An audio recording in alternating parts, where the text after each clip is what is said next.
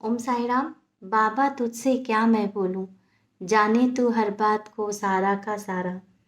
तुझ में मैं हूँ, मुझ में तू है, जाने ये जग सारा।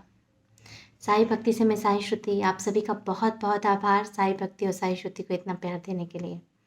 आज फिर मैं आज अपने जीवन में जो साईं गुरु जी की कृपा से, गुरु कृपा से ईश्वर की कैसे अनुभूति होती है और ईश्वर कैसे आपके जीवन में आते हैं, मतलब कि ये बताना चाहती हूँ कि देखिए, पहले तो मैं भी पूजा पाठ करती थी, सारी जाती थी, पूजा करती थी, लेकिन बाबा के आने के मेरे जीवन में उसके बाद ही हमारे घर में कान्हा जी तो थे पहले से ही, लेकिन कान्हा जी की सेवा होना प्रारंभ हुआ। इनका और इनका दोनों को सुलाना, उठाना, बैठाना, खिलाना, यानी कि जो भी सेवा होती है जैसी, उस तरीके से शुरू हुई। उससे पहले तो मुझे थे मेरे कान्हा, लेकिन मुझे एहसास ही नहीं था कि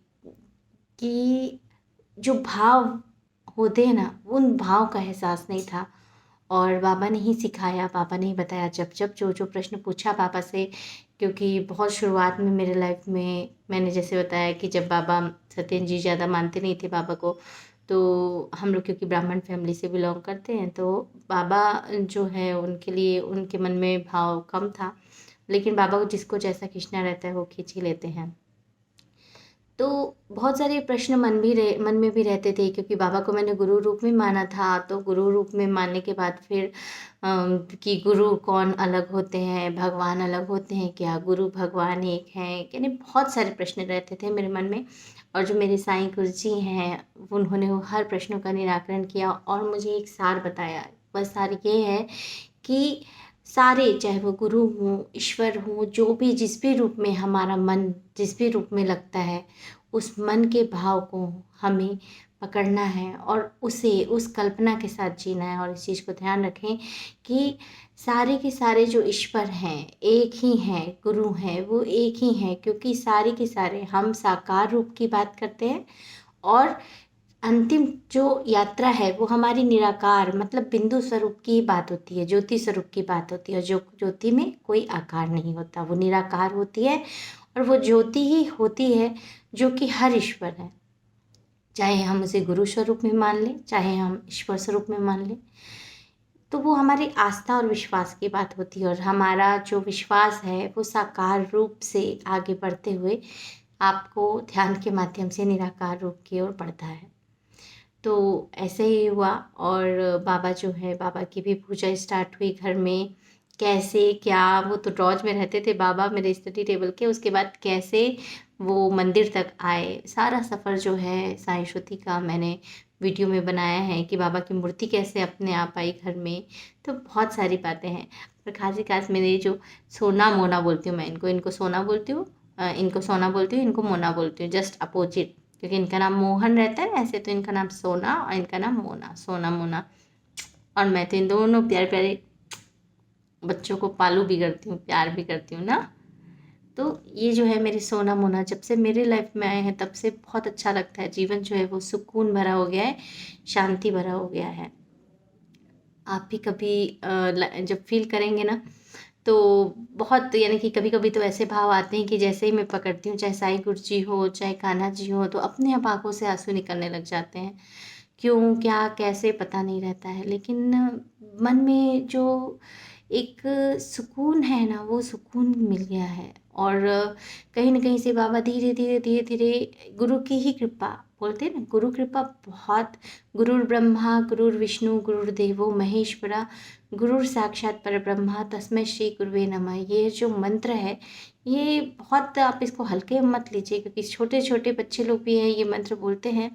और शायद मेरे लाइफ में जब तक बाबा नहीं आए थे तब तक मुझे इस मंत्र का एहसास भी नहीं था। मैं बोलती थी ठीक है, गुरु को ब्रह्मा स्वरूप विष्णु स्वरूप बोलते हैं, होंगे, लेकिन जब बाबा जीवन में आए और उसके बाद जब मेरे कान्हा श्री हरि जीवन में आए, और जब बाबा शिवलिंग में मुखाकृति बाबा की आई और शिवलिंग में एक ऊर्जा का स्पंदन होने लगा, यानी जब आप उसको छुएंगे दोनों हाथों से तो आपको एक ऊर्जा सी महसूस होगी, ऐसा लगेगा शिवलिंग अंदर से हिल रहे हैं, कुछ धड़क रहा है, ऐसी धड़कन सी उनमें महसूस होती है। घर में वो शिवलिंग है, जिस शिवलिंग का मैं हमेशा वीडियो बना के डालती हूँ। और जैसे ही मेरे जो सोना मोना जो है ये भी आए, तो और ये भी जो है ना, ये भी बहुत पहले लड्डू गोपाल थे, फिर ये जो है ये बाद में आए फिर। ये मेरे जो भाई हैं वो भागवत करते हैं ना, तो उन्हीं के यहाँ थे, कोई दिए थे उनको, तो उनके यहाँ पर से आए थे। और सोचिए इनमें ज़रूर तो कोई ऐसी बात होगी, या जो भी इनकी पूजा पहले करते होंगे, मैं तो जानती नहीं कौन वो, ये तो किसी की मार्फत मेरे पास आए। लेकिन उनकी भक्ति कितनी होगी कि आज उनकी भक्ति के सौभाग्य से हो सकता है मुझ में भक्ति आई हो। क्योंकि कहीं पे भी भक्ति ऐसी होती है कि जब ईश्वर को किसी से भी आप पूजन कराना हो, कुछ भी कराना हो, तो कुछ भी हो सकता है। तो मेरे को लगता है कि ये लड्डू गोपाल किसी ऐसे इंसान के यहाँ से मेरे इस घर तक पहुँचे हैं, जो कि पहले बहुत बड़ा भक्त होगा, बाबा इनका बहुत सेवा करता होगा। नहीं तो कहाँ मैं और मुझ जैसी आलसी लड़की, कि मैं ना सेवा जानती ना कुछ, ना मुझे पूजा आता है ना पाठ आता था। लेकिन धीरे धीरे धीरे मेरे जो साईं गुरु जी हैं वो मुझे सब करना सिखा दिए। और धीरे धीरे सारी चीज़ें हमारे बाबा की क्वालिटी यही है कि वो कभी किसी को फोर्स नहीं करते। और दूसरी बात ये है कि हम जैसे हैं हम में ज़्यादा बदलाव नहीं करते, मतलब कि हम जैसे हैं हम उनको स्वीकार रहते हैं। और धीरे धीरे वो आप में कैसे बदलाव करेंगे, आपका परिवर्तन कैसे लाएंगे, वो आपको खुद पता नहीं चलेगा। और आप धीरे धीरे बदलते जाएंगे और इनके रंग में रंगते जाएंगे। सही। मेरा ना बस यही प्रयास रहता है। मुझे ऐसा लगता है अभी लोगों के जीवन में इतनी जो बेचैनी आ गई है, और मेडिटेशन के माध्यम से सच बताऊं तो मैं जो करीब आते जा रही हूँ, तो उसका एक ही साधन है, बोल सकते हैं, वो है मेडिटेशन। तो अगर आप मेडिटेशन करेंगे तो अंदर जो सुकून, एक भाव एक अलग ही है। यानी कि अगर मैं इनको टच कर रही हूँ, मैं इनको छू रही हूँ, अंदर एक अलग ही ऊर्जा का स्पंदन हो रहा है, वो एक अलग ही प्रवाह हो रहा है, एक अलग ही शांति। तो वो चीज़ जो मेरे लाइफ में अकस्मात हुई, कोई ऐसी कोई प्लानिंग नहीं थी। क्यों? क्योंकि उससे पहले मैं सिविल जज की तैयारी कर रही थी और मैं पढ़ रही थी, और मैं पढ़ने के लिए इतनी पागल थी, बोल सकती हैं, ये भी बाबा की ही कृपा है। मैं अपनी पढ़ाई इनको समर्पित कर देती थी, तो मैं 8-8 घंटे 9-9 घंटे कंटिन्यू पढ़ते रहती थी।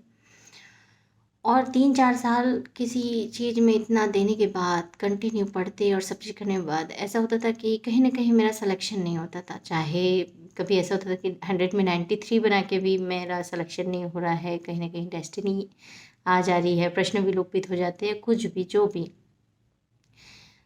तो कि मैंने ये सोचा, सारा चीज़ मैंने साईं कान्हा को अर्पण कर दिया, और पता नहीं एक दिन क्या हुआ कि मेरा मन जो है वो पढ़ाई से बिल्कुल हट गया। अब सामने में यदि कोई सोचे तो लोगों के लिए निगेटिव होगा कि अरे यार, कहाँ सिविल जज का तैयारी करते करते यहाँ पे मन हट गया है और यहाँ पे बात करते हैं। लेकिन ना, जब मैं उस सारी तैयारी कर रही थी, सारी चीज़ें कर रही थी, तब उस समय जो मेरे मन की बेचैनी और आज जो मेरे मन में जो स्थिरता है, उस दोनों में ज़मीन आसमान का अंतर है। और मुझे तो ये बिल्कुल पता है कि बाबा तो ऐसे हैं कि इनको क्या है, पहले मेरी प्रार्थना में ना अंतर आ गया। पहले मैं बोलती थी बाबा मेरे को सिविल जज का पद दे दो। रात में भी जब मैं पढ़ती रहती थी, बाबा की एक फ़ोटो ऐसे सामने रहती थी, बाबा को हमेशा, बाबा मेरा सिलेक्शन करा देना ना, बाबा मेरे को सिविल जज बना देना ना, ऐसी मेरी प्रार्थना रहती थी। लेकिन अब मेरी प्रार्थना ये रहती है कि मैं समझ गई, बाबा को महसूस कर लिया, बाबा को एहसास कर लिया। तो अब मैं कहती हूँ बाबा मुझे वो बना दो जो आप चाहते हैं, मुझे वो बनना है। और वो जो मन, जब आप ऐसी प्रार्थना करेंगे तो मन में जो सुकून और वो जो शांति है, जो सब मिस करते हैं, जो दर बदर भटकते हैं, तो वो सारी चीज़ें जो है अलग हो जाती है, साइड हो जाती है। आपको मेडिटेशन करना है और सब चीज़ छोड़ देना है ना, आपका भाग्य, आप क्या बनेंगे, आप क्या करेंगे, पूरी प्लानिंग इनके पास पहले ही तैयार होती है। कैसे? ये अनुभव ये किया कि इस बार जब मैं गई थी, अ, जब शिरडी गई थी, तो मैंने आपको बताया था कि सब लोग घर नासिक गए थे, और मैं बोली नहीं, इस बार मैं बाबा के पास रहना चाहती हूँ।